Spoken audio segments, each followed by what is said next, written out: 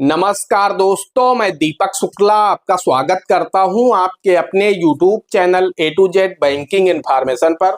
दोस्तों, एक सवाल मुझसे बहुत ज़्यादा पूछा जाता है कि सर हम अपने सेविंग अकाउंट यानी बचत खाते में कितना पैसा रख सकते हैं ताकि हमें इनकम टैक्स डिपार्टमेंट की तरफ से कोई भी नोटिस ना आए। साथ ही एक सवाल और पूछा जाता है कि सर हम अपने सेविंग अकाउंट यानी बचत खाते में एक फाइनेंशियल ईयर यानी एक वित्तीय वर्ष में कितने रुपए कैश डिपॉजिट कर सकते हैं और कितने रुपए कैश विड्रॉल कर सकते हैं एक फाइनेंशियल ईयर में, ताकि हमें इनकम टैक्स डिपार्टमेंट की तरफ से कोई भी नोटिस ना आए। क्योंकि ज्यादातर जो इनकम टैक्स डिपार्टमेंट का नोटिस आता है वो इन्हीं तीन कारणों की वजह से आता है। लोगों को इनकम टैक्स डिपार्टमेंट के द्वारा जो लिमिट निर्धारित की गई है वो पता नहीं होती है, जिसके कारण उन्हें income tax department notice issue कर देता है और फिर वो लोग उस नोटिस को एक्सप्लेन नहीं कर पाते हैं, तो उनके ऊपर इनकम टैक्स डिपार्टमेंट बहुत ही हैवी पेनल्टी इंपोज करता है। तो उन हैवी पेनल्टी से बचने के लिए आपको इस वीडियो को शुरू से अंत तक देखना होगा। हम आपको सेविंग अकाउंट के जो भी रूल्स और रेगुलेशंस हैं, जो कि इनकम टैक्स के द्वारा जो भी बदलाव किए गए हैं, आपको मैं बताने वाला हूं कि आप 2024 में अपने बचत खाते में कितना पैसा डिपॉजिट कर सकते हैं कैश के रूप में और कितना पैसा आप कैश के रूप में विड्रॉल कर सकते हैं, ताकि आपको इनकम टैक्स डिपार्टमेंट की तरफ से कोई भी नोटिस ना आए। साथ ही हम आपको यह भी बताने वाले हैं कि आप अपने सेविंग अकाउंट यानी बचत खाते में कितना पैसा रख सकते हैं ताकि आपको इनकम टैक्स डिपार्टमेंट की तरफ से नोटिस ना आए। दोस्तों, वीडियो पसंद आ जाए तो वीडियो को एक लाइक कर दीजिएगा। चैनल पर नए हैं, पहली बार आए हैं तो चैनल को सब्सक्राइब करके बेल आइकन को प्रेस करना मत भूलिएगा, क्योंकि इस तरह के हेल्पफुल वीडियो मैं आप लोगों के लिए इस चैनल पर लाता रहता हूं। चलिए शुरू कर लेते हैं।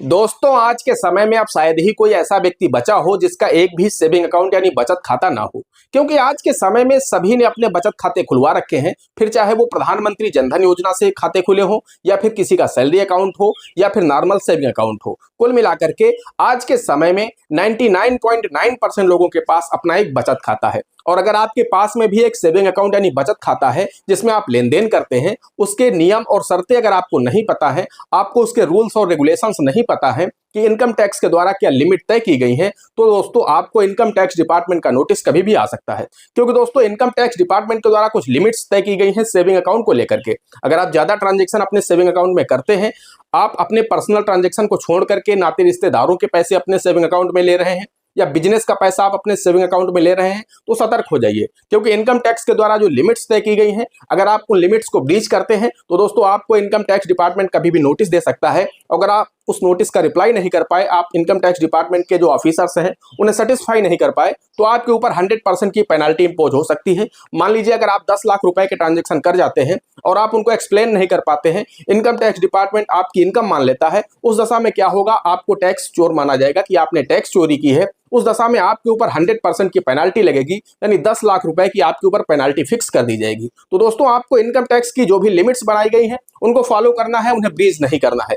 इस वीडियो में हम आपको यही बताने वाले हैं कि आपको सेविंग अकाउंट की क्या लिमिट तय की गई है, आपको किन लिमिट्स का पालन करना है, कितने रुपए आपको डिपॉजिट करने हैं बचत खाते में, कितने रुपए आपको विड्रॉल करने हैं, ताकि आपको इनकम टैक्स की तरफ से नोटिस ना आए।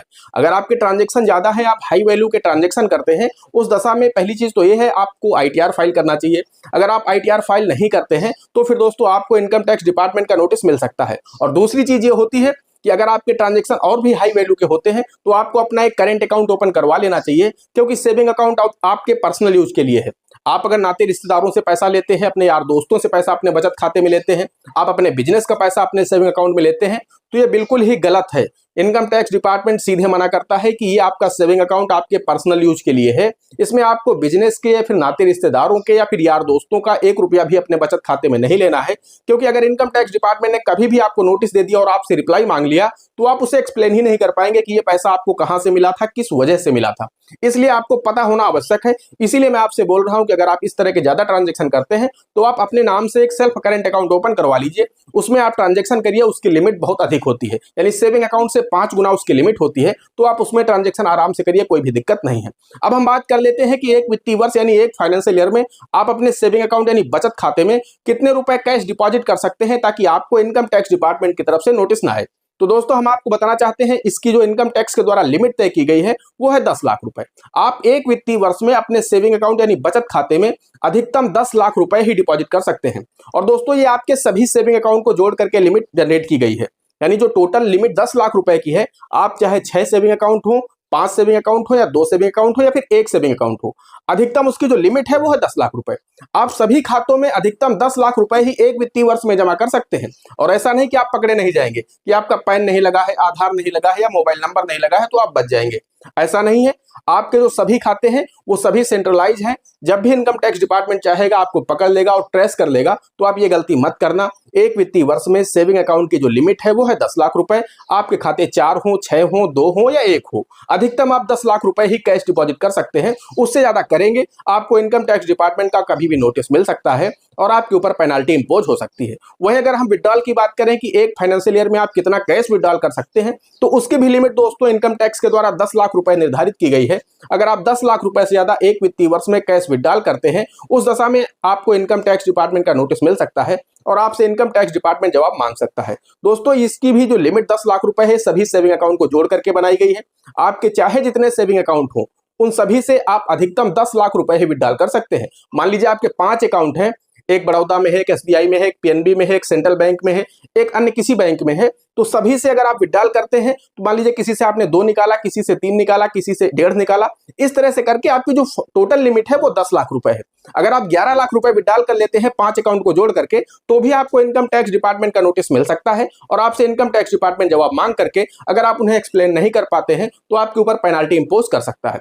अब बात हम कर लेते हैं कि आप अपने सेविंग अकाउंट में कितना पैसा रख सकते हैं। इनकम टैक्स के द्वारा क्या लिमिट तय की गई है सेविंग अकाउंट में पैसा रखने की, ताकि आपको इनकम टैक्स के द्वारा कोई भी नोटिस ना आए।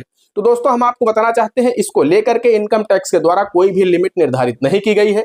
आपका पैसा है, जितना मर्जी चाहे आप सेविंग अकाउंट में रख सकते हैं। मान लीजिए कोई ऐसा पर्सन है जो कि 5 लाख रुपए अपने सेविंग अकाउंट में प्रतिवर्ष जमा कर रहा है और वो आईटीआर भी फाइल कर रहा है, आईटीआर में वो दर्शा रहा है, उसे कोई दिक्कत नहीं है। उसके खाते में 50 लाख हो या 1 करोड़ हो, उससे कोई दिक्कत नहीं। या फिर कोई ऐसा व्यक्ति है मान लीजिए जो 2 लाख रुपए प्रतिवर्ष अपने सेविंग अकाउंट में डिपॉजिट कर रहा है पिछले 10 सालों से और वो आईटीआर फाइल भी नहीं कर रहा है, तो उसे आईटीआर फाइल करने की आवश्यकता भी नहीं है, क्योंकि उसकी इनकम सिर्फ 2 लाख रुपए ही वो सेव कर पा रहा है। तो ऐसे में उसे आईटीआर फाइल करने की भी जरूरत नहीं है। वो व्यक्ति मान लीजिए 10 साल बाद या फिर 20 साल बाद अपना जब सेविंग अकाउंट चेक करेगा तो उसमें बैलेंस 20 लाख या फिर 40 लाख रुपए होगा। उसमें भी कोई दिक्कत नहीं है इनकम टैक्स डिपार्टमेंट को। आपका सेविंग अकाउंट है, आप काफी लंबे समय से सेविंग कर रहे हैं, बचत कर रहे हैं। इनकम टैक्स डिपार्टमेंट कहता है आपका पैसा है, जितना मर्जी चाहे आप सेविंग अकाउंट में रख सकते हैं। अगर आप पिछले 20 सालों से 30 सालों से पैसा रख रहे हैं तो निश्चित रूप से उसका जो बैलेंस होगा वो 50 लाख 60 लाख रुपए हो जाएगा। उससे इनकम टैक्स डिपार्टमेंट को कोई भी दिक्कत नहीं है। दिक्कत जो है वो कैश डिपॉजिट को लेकर के है और कैश विड्रॉल करने को लेकर के है। उनके लिमिट्स 10 लाख रुपए है, जो मैंने आपको वीडियो में बता दिया है।